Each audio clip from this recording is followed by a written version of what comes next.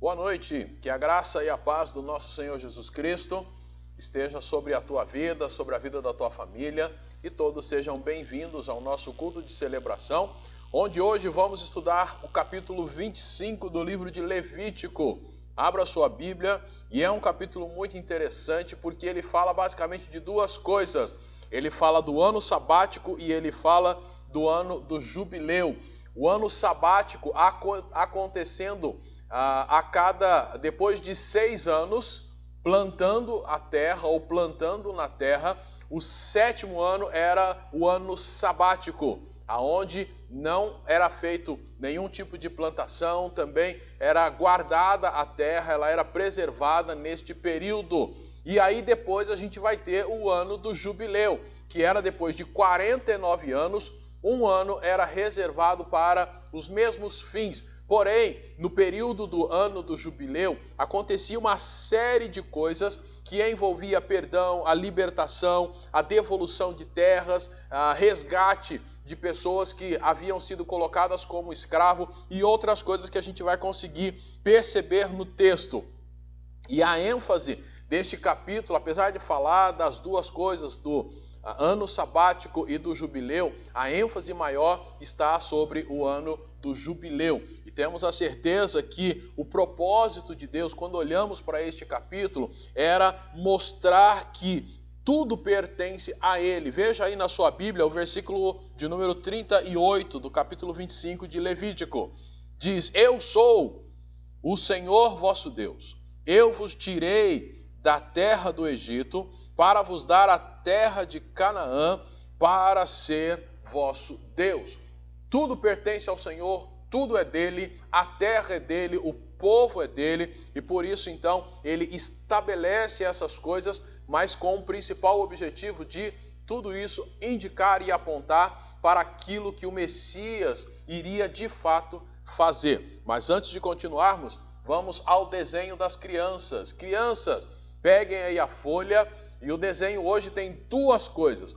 Uma delas é desenhar várias árvores com os seus frutos. Tá? Então você escolha algum tipo de árvore de fruto que você gosta e desenhe lá várias árvores. Pode encher uma parte da folha, um pouquinho mais da metade da folha, com estas árvores e os seus frutos, tá bom? E no canto da folha você vai desenhar a cruz. É muito comum a gente desenhar a cruz. Por quê? Porque aquilo que nós vemos no Antigo Testamento aponta para aquilo que o Messias iria fazer. E qual o propósito do desenho? O desenho vai nos ajudar a pensar o que nós vemos no texto, que mesmo o pessoal não plantando, mesmo o povo de Israel não plantando, o Senhor dava fruto suficiente para sustentá-los. E a cruz indicando que o Senhor Jesus, por meio do seu sacrifício ali na cruz, Ele é o nosso sustento, Ele é tudo aquilo que nós precisamos. E é isso que nós vamos ver ao olharmos para esse texto que fala do sabático, do ano sabático, e fala também do ano do jubileu. Mas vamos falar com o nosso Deus em oração. Pai querido, dê-nos sabedoria para transmitir a Tua palavra, dê-nos ouvidos atentos para recebê-la, e dê-nos uma vida disposta a ser trabalhada pelo Senhor, para que sejamos de fato transformados por Ti. Assim oramos em nome de Jesus.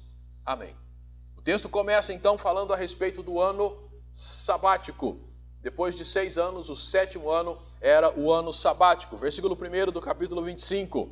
O Senhor disse a Moisés no monte Sinai: Fala aos israelitas e dize-lhes: Quando tiverdes entrado na terra que eu vos dou, a terra guardará um sábado para o Senhor. Durante 6 anos semearás a tua terra, podarás a tua vinha e colherás os seus frutos. Mas no 7º ano haverá sábado de descanso solene para o Senhor, ou para a terra, um sábado para o Senhor. Não semearás o teu campo, nem podarás a tua vinha.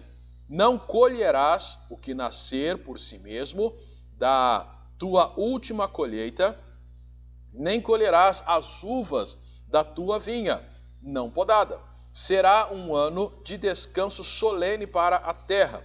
mas os frutos do sábado da terra serão vosso alimento, do teu escravo, da tua escrava, do teu diarista, do estrangeiro que vive contigo, do teu gado e dos animais selvagens na tua terra.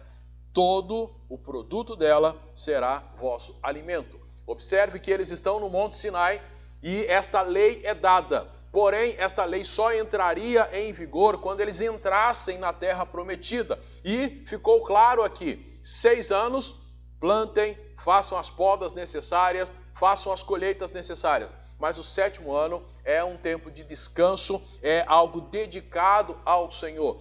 Tudo isso indicando e mostrando que ao Senhor pertence todas as coisas e toda a provisão vem realmente do Senhor. O Senhor, ele é ele é a pessoa que sustenta o seu povo, e é por isso que ele dá esta ordem para o povo de Israel enquanto no Sinai. A mesma verdade se aplica a nós quando nós pensamos na provisão, quando nós pensamos naquilo que nós realmente precisamos. E a ênfase aqui é o descanso.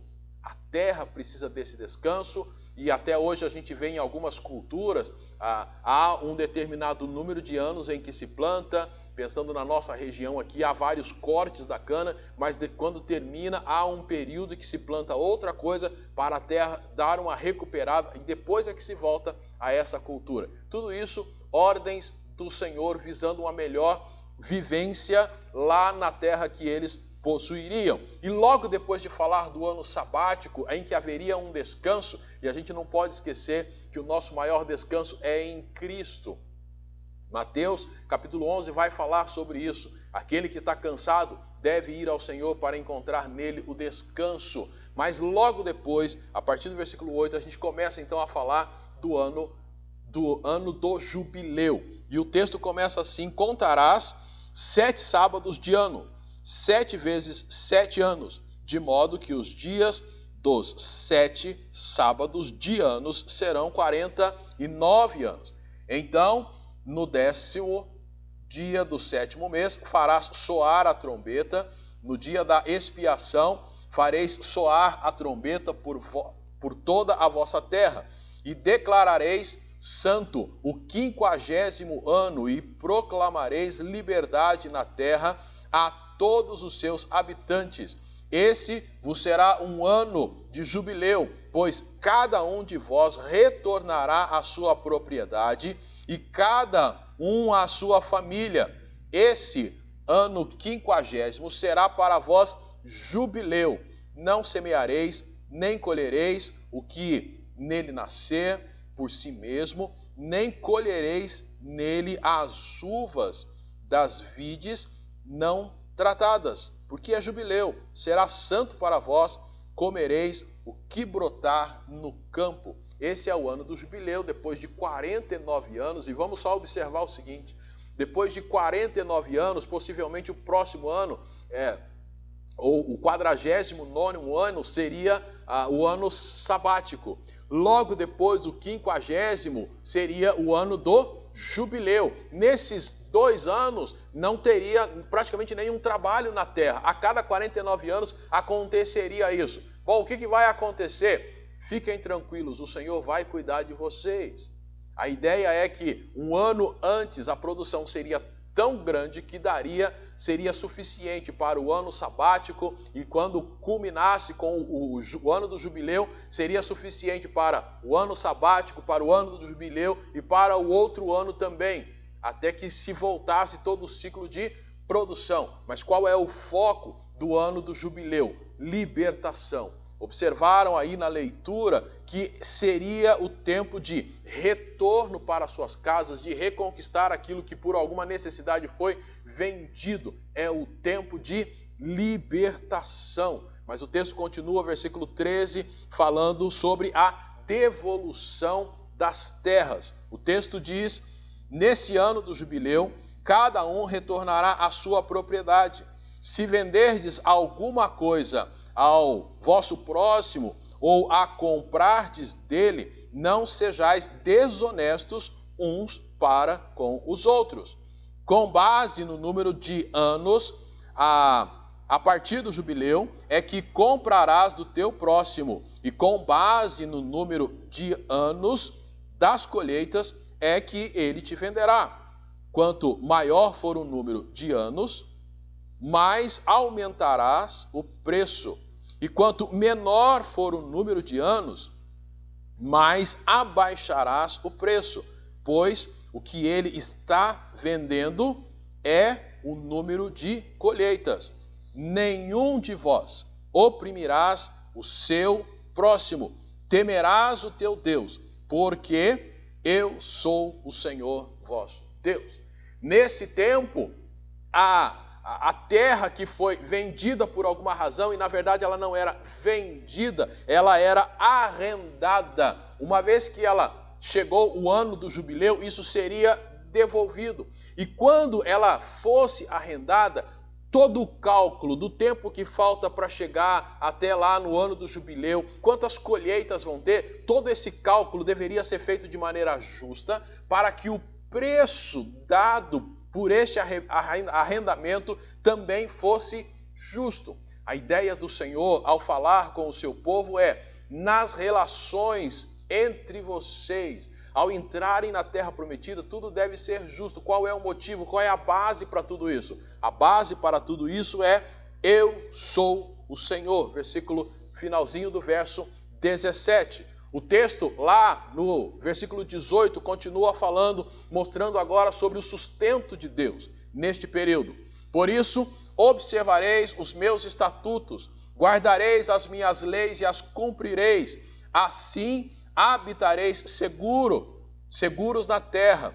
Ela dará seu fruto e comereis com fartura, e nela habitareis seguros. Se perguntardes: que comeremos no 7º ano, visto que não devemos semear, nem fazer a nossa colheita? Mandarei a minha bênção sobre vós no 6º ano, e a terra produzirá fruto suficiente para os 3 anos. No 8º ano semeareis e comereis da colheita anterior até o 9º ano. Comereis da colheita antiga até que venha a nova. Neste período que já citamos, vai culminar com o ano sabático, logo em seguida o ano do jubileu e automaticamente o próximo ano seguinte. O que aconteceria? O Senhor daria uma colheita abundante lá no 6º ano, para que o 7º ano, para que o 50º ano e para que o ano seguinte, quando culminasse esses 3, eles tivessem sustento necessário. Irmãos, eu não sei se vocês conseguem pensar nisto, mas eles estão no Monte Sinai. Agora, enquanto estão no Monte Sinai, estão sendo sustentados pelo Senhor. Quando eles entrarem para a terra, esta lei vai entrar em vigor. E aí eles vão ter que acreditar no Senhor. Em outras palavras, eles vão ter que exercitar a fé de que o Senhor daria o sustento para eles para um período de 3 anos. Por isso que as crianças estão desenhando uma área em que tem várias árvores com os seus frutos. O Senhor vai fazer, ou fez com que toda a plantação deles, tudo aquilo que eles produziam, desse o suficiente para o sustento deles durante 3 anos.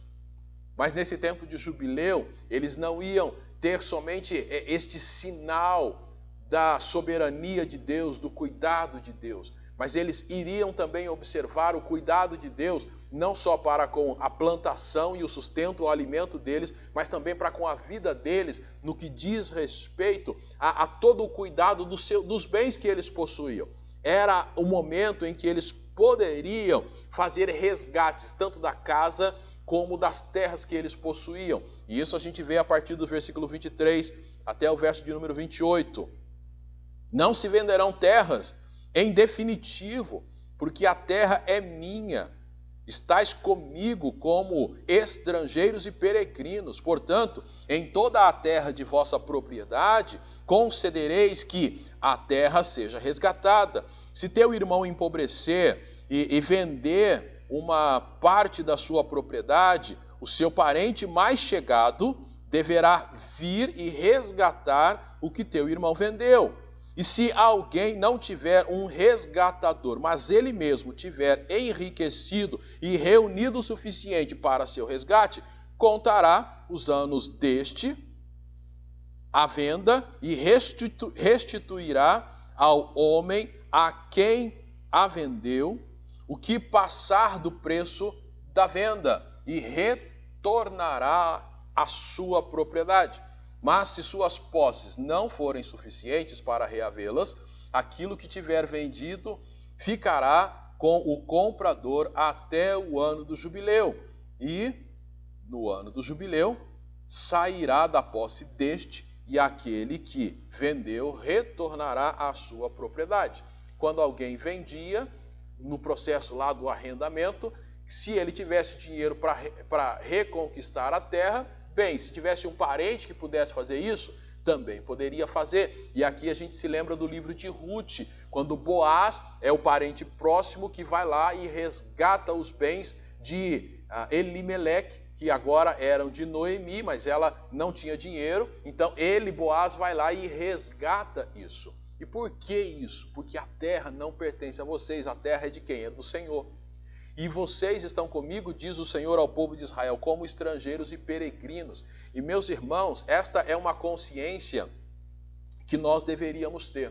Lógico, nós temos bens aqui, parece que isso era passivo lá também. Você pode comprar terras, mas só lembra que tudo isso é meu. Salmo 24 fala sobre isso. Ao Senhor pertence a terra e tudo que nela há, o mundo e tudo que nele existe. Tudo é do Senhor. Eu posso ter, mas com a consciência de que isto que hoje está aí sobre os meus cuidados pertence ao Senhor. E caso naquela época fosse vendido, a pessoa não pudesse pagar, mas tivesse um parente que pudesse ir lá resgatar, faria isso. Se ele mesmo pudesse resgatar, faria isso. Mas se não tivesse nenhuma das duas opções ou condições para isso, no ano do jubileu, essa terra então seria devolvida para ele. O mesmo também acontecendo com as casas, verso 29 até o 34. Se alguém vender uma casa em cidade murada, poderá resgatá-la dentro de um ano, a contar da sua venda. Durante um ano inteiro terá o direito de resgatá-la, mas se após um ano inteiro não tiver sido resgatada, a casa em cidade murada pertencerá em definitivo a quem a comprou, e a sua descendência não deixará de ser sua no jubileu. Todavia, as casas dos povoados sem muros ao redor serão consideradas como aqui está no campo. Poderão ser resgatadas e deixarão de ser do comprador no ano do jubileu. Com respeito às cidades dos levitas, as casas das cidades de sua propriedade, eles terão direito perpétuo de resgatá-las. E se alguém comprar uma casa dos levitas, a casa comprada na cidade de sua propriedade deixará de ser do comprador no ano do jubileu. Porque a casa das cidades dos levitas são propriedade deles, no meio dos israelitas. Mas o campo ao redor das cidades não poderá ser vendido, porque é sua propriedade perpétua. Com relação à terra dos levitas, pertence a eles e na época do jubileu deverá ser devolvido. Depois ele vai fazer a diferenciação entre casas que estão na cidade murada e as casas que estão no campo.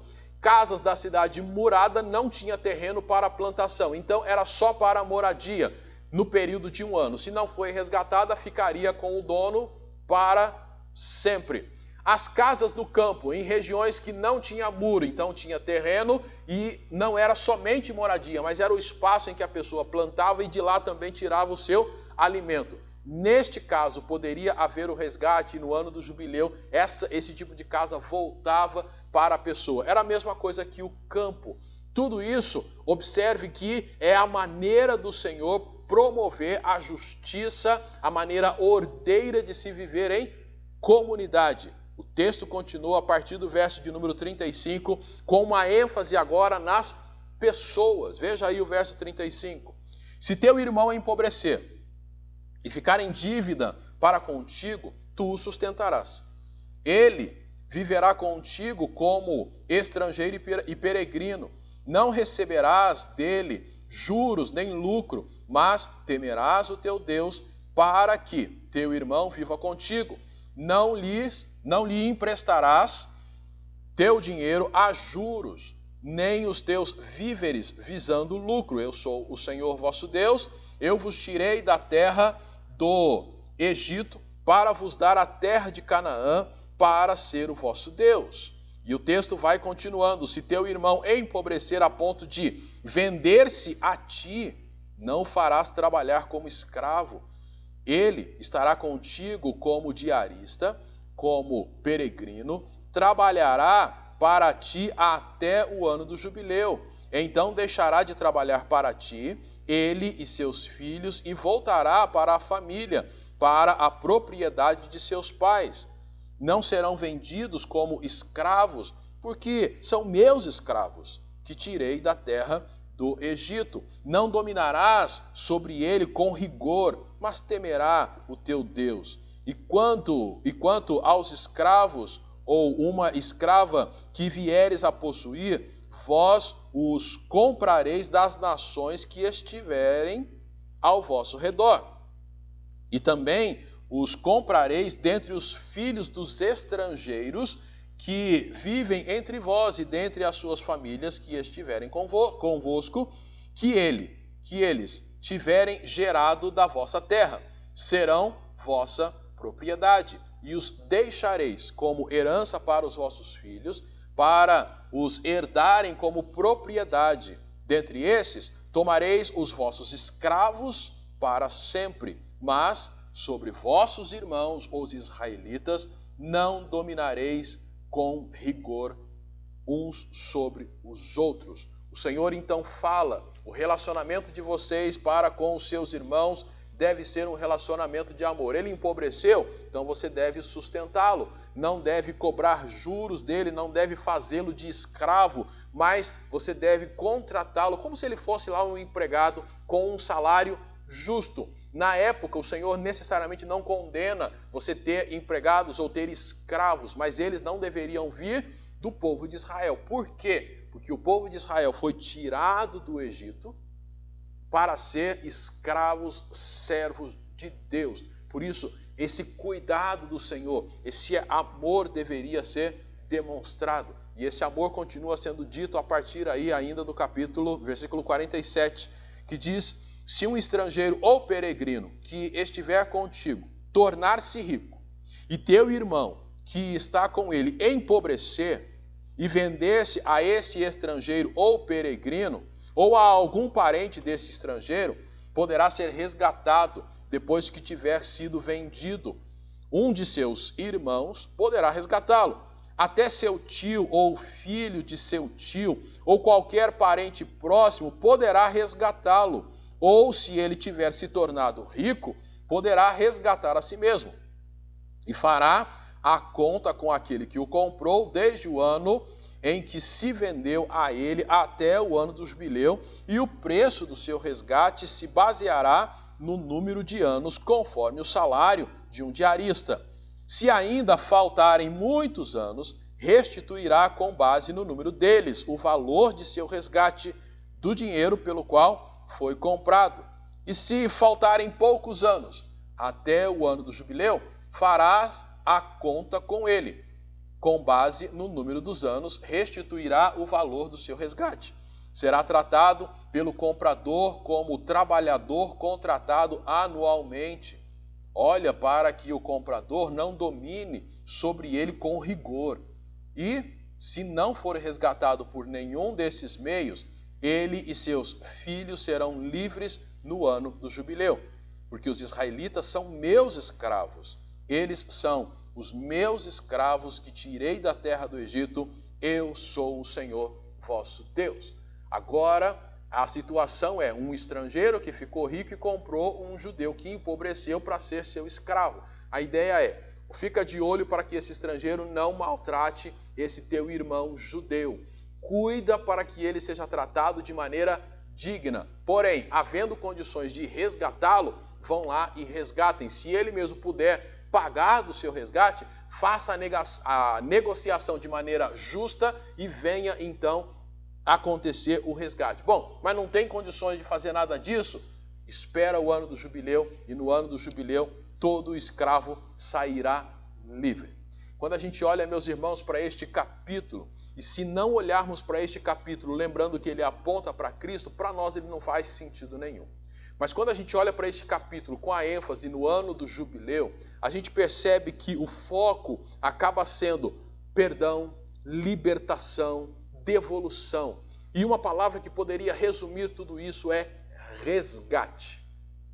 O ano do jubileu era o momento em que havia o resgate. Resgate daquilo que era meu, resgate de vidas das pessoas que foram entregues como escravos. Enfim, era o momento em que havia o resgate. Era como se houvesse a devolução de toda uma dignidade. E o Senhor está cuidando do seu povo. E como isso aponta para Cristo, a gente vê que a obra de Cristo lá na cruz, ela promove exatamente isso. Ela promove o resgate, promove a libertação de vidas que estão cativas, que estão presas. E garante a essas pessoas não só uma nova vida, mas uma nova condição de proprietários, vamos assim dizer, de proprietários de uma terra que é o céu.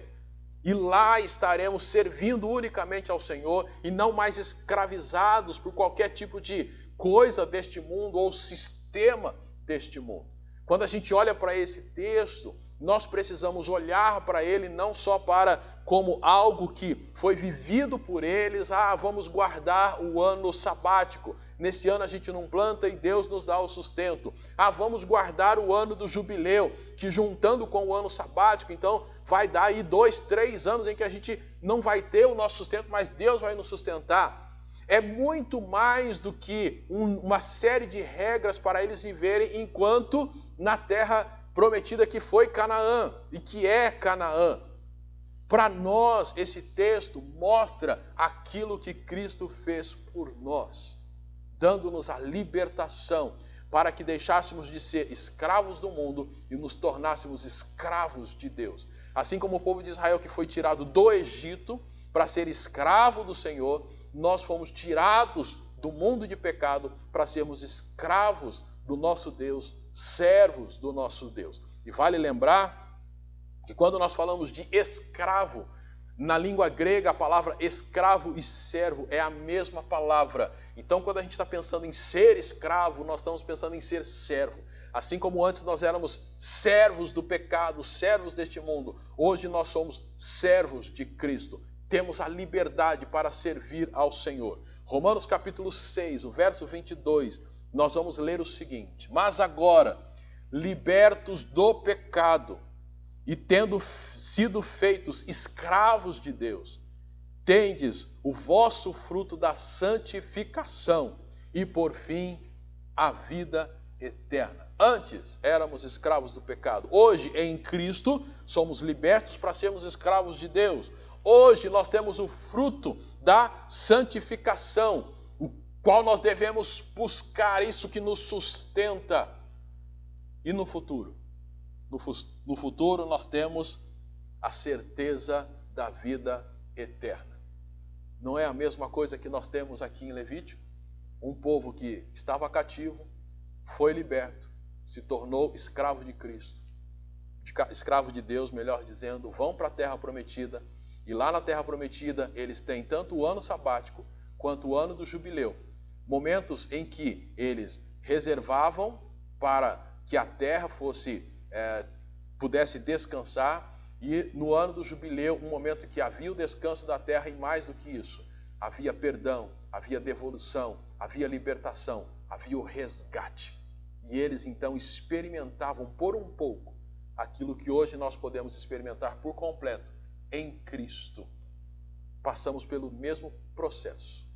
E a ideia é que o Senhor continua dando tempo para que pessoas possam experimentar a mesma coisa. Serem também libertos do pecado para se tornarem escravos de Cristo, tendo a certeza da vida eterna. Há um hino que nós cantamos lá, o 259, cujo título é A Última Hora, lá no Cantor Cristão. E uma frase lá é muito importante: hoje Cristo te quer libertar. Amanhã pode ser muito tarde. Hoje Cristo te quer libertar. Então, a decisão, ela acaba sendo sua no sentido de você, como diz o apóstolo Paulo, lá na carta aos Romanos, você reconhecer que Jesus Cristo, Ele é o Senhor, e crer que Deus o ressuscitou dentre os mortos, para que então você seja salvo. Você confessar com a tua boca, você dizer: Senhor, eu quero sim ser resgatado, eu quero me tornar escravo do Senhor, deixar de ser escravo deste mundo, que me traz grande frustração, tristeza, falta de esperança. Eu quero me entregar a Ti. E a nós que já temos a Cristo, nós precisamos de fato nos submeter ao senhorio dEle a cada dia, para desfrutarmos cada dia mais do fruto para a santificação. Nossa oração é que esse texto, que para nós não faz nem muito sentido, mas que, uma vez que olhamos para Cristo, passa a ter todo o sentido, que esse texto possa ser usado pelo Senhor para convencer-nos, primeiramente, que devemos entregar a nossa vida a Jesus; segundo, que podemos e devemos ter uma vida de plena adoração a Ele, por aquilo que Ele fez na nossa vida, por meio de Cristo Jesus. Vamos orar? Senhor Deus e Pai, obrigado. Obrigado por esta ministração. Obrigado porque esse texto nos remete a uma verdade, e é a verdade que Cristo nos libertou do pecado para que nos tornássemos servos, escravos de Cristo. E hoje temos à nossa disposição o fruto da santificação agindo em nós, para que cada vez, ao permitirmos, sejamos mais parecidos com Cristo, e temos também a certeza da vida eterna. Muito obrigado, porque o Senhor chama-nos a observar estas coisas e nos rendermos por completo ao senhorio de Cristo Jesus. Em nome de Jesus nós oramos. Amém. Deus abençoe a tua vida. Vamos ter o nosso tempo de comunhão, as crianças mandando aí os desenhos, e você e a sua família participando da maneira como Deus colocar no seu coração, por meio do grupo do WhatsApp da igreja. Que Deus os abençoe e fiquem todos na paz do Senhor.